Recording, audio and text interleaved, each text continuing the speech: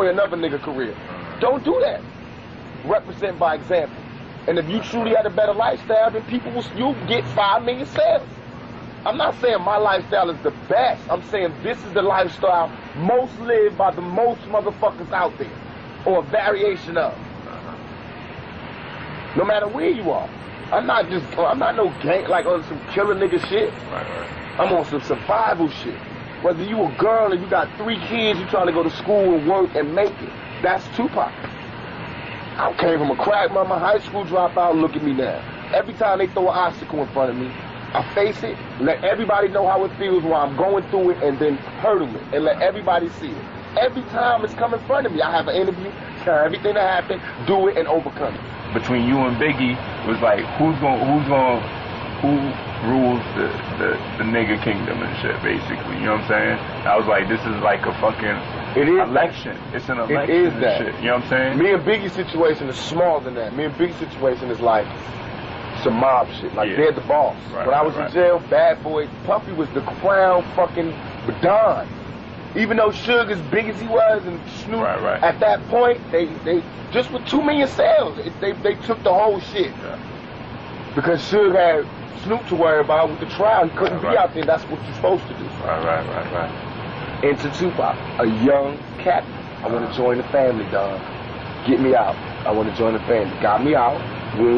I'm out. I'm in the family. We make out. We went through some sacred shit, me and this nigga. Me and this nigga shit. We was, every day I did my album, he was there every day. Every night we stayed up. We tossed it up together. We went out. We went to Mexico together. Went to Hawaii together. We went everywhere. You know what I mean? And thought about it. And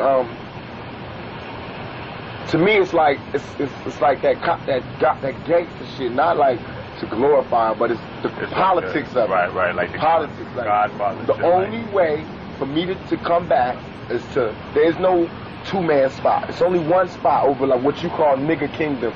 It's really like it's more stronger than that. It's like once I hit you up with the words, you'll never think that again. It is the nigga kingdom on a basic level, but deeper than that, it's the power of black people. This is where our power lies. That's what as far as fashion, it's the young niggas. As far as the words, the slang, the movies, what's hot, it's the young niggas. Yeah. We control that. Not alone, but we like the main nigga. You know what I mean? And he was that main nigga, and everybody tried to be like him. And nobody was successful unless they came from his camp or they was down with him. And that's how my shit is. Now that I'm the boss, and if I'm not a good person, then it won't last long. Somebody will be able to overthrow me. But I feel like my flaws and my shit, Yeah. But I feel like only way for that to happen is for a fan of me to do that. A fan of me. You know what I mean? Because I was a fan of KRS-One, LL, all them niggas rocking. That's why even if they came out dissing me, I could destroy them. I've mastered their styles. They could keep writing new shit, but I've mastered their styles, like the 5 Deadly Venoms. They had the 5 Deadly Venoms, right? And the teacher made one more nigga that knew all their styles. So all he had to do was get next to a nigga like that, and he could destroy it.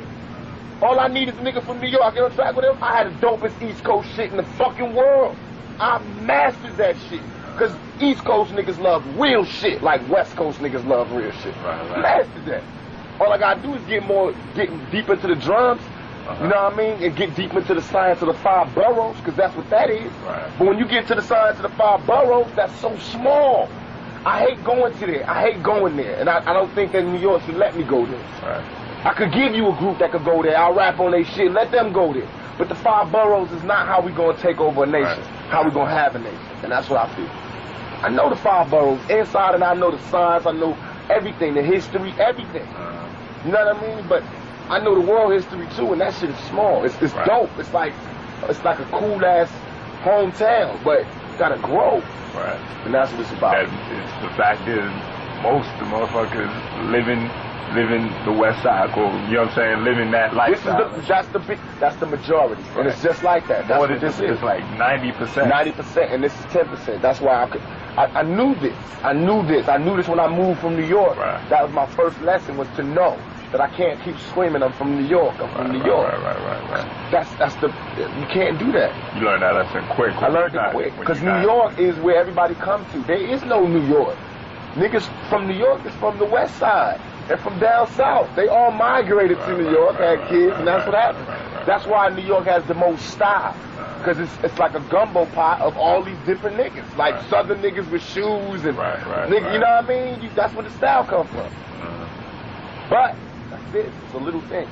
And Biggie was the don of that. Now, I took over his kingdom. Not took it over, but it's still niggas in New York bumping my shit. Ain't like my record ain't selling in New York. And without New York, I outsold it. You know what I mean? It's like a politician's race. If I lost New York, I won the other 49 states. And that makes me in control. Now I'm the new president for the next 4 years.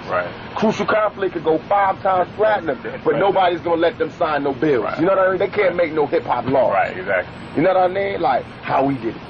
How we make it. Like how I plan to make it. I plan to make it where niggas don't have to dress in Versace, but you don't have to dress in khakis neither.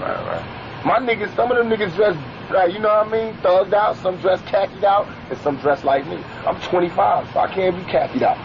That was any nigga you see out there khakied out, as old as he is, like, you know what I mean? I don't care if you put it out there or not, but I just don't like I dig Ice Cube. I looked up to him. But because I looked up to him and I studied his style, mastered his shit, I know what he's doing is wrong. His shit ain't selling, so now he's going on the war shit, and he's using us as the gas.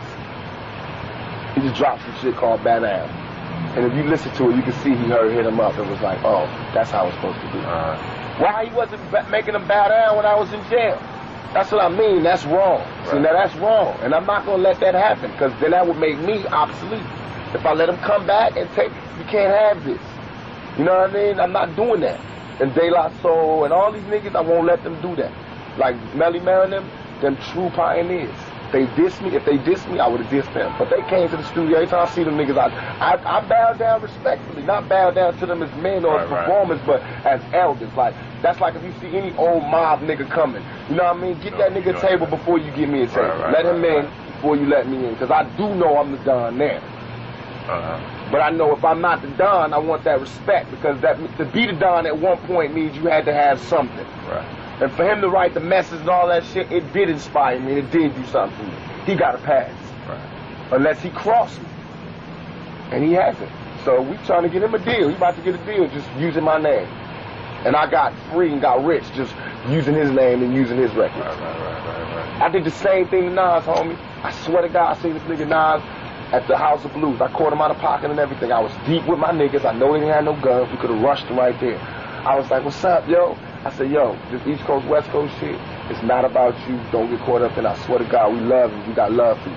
And I saw Wu-Tang, I saw Method Man, and like a couple months earlier, one of their niggas had got, he was in our club, 662, and somebody snatched his chain, you know, put hands on him. We got the chain back and found the niggas that did it. That's love. And I went to Method Man like, yo, we handled that. Me and shit want to talk to you. That was never our orders. No, that wasn't supposed to go down. We got the niggas that did it. We got the shit. Whenever. That's just me. You know what I mean? That's how we are. This nigga Nas went back home and started talking that fake thug and dropping little Jews and his shit. And that's wrong. Because you should have said that to me when I was right there. He knew his album said all this shit. And the nigga was like, don't do that. That means you're a punk. You know what I mean? I won't hug a nigga I don't like. That's why I'm telling you now, when I see Biggie, it's not going to be like we're going to attack him every time. I might be in a good mood, and I might not want to be going, this shit is so minor.